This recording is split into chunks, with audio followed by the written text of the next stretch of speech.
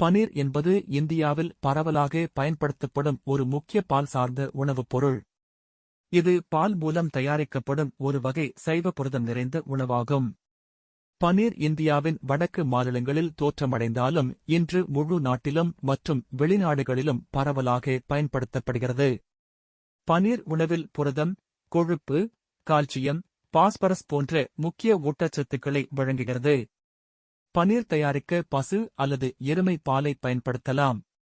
சிறந்த தரமான, கொழுப்பு நிறைந்த பால் பனீருக்கு தேவையானது.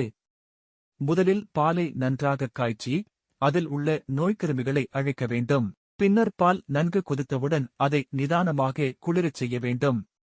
பால் வெப்பநிலை சுமார் 70 டிகிரி செல்சியஸ் 70 டிகிரி செல்சியஸ் இருக்கும்போது அதில் புளித்த பொருள்களை சேர்த்து பாலை உறையச் செய்கிறார்கள்.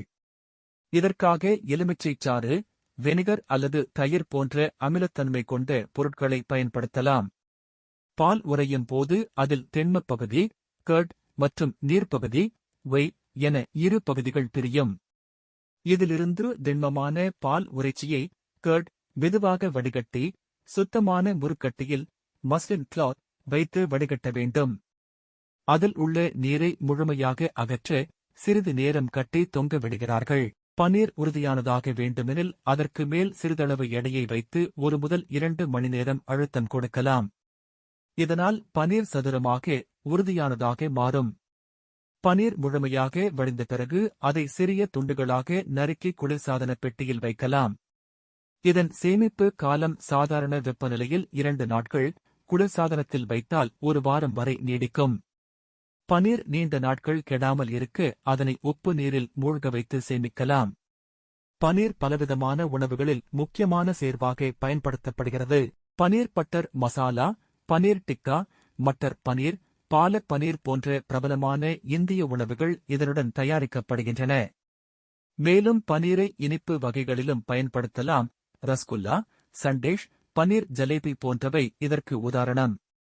பனீர் தயாரிப்பு சிறு தொழிலாகவும் மேற்கொள்ளலாம். இதற்காக சிறிய அளவில் பால் வாங்கி தினசரி பனீர் தயாரித்து விற்பனை செய்யலாம்.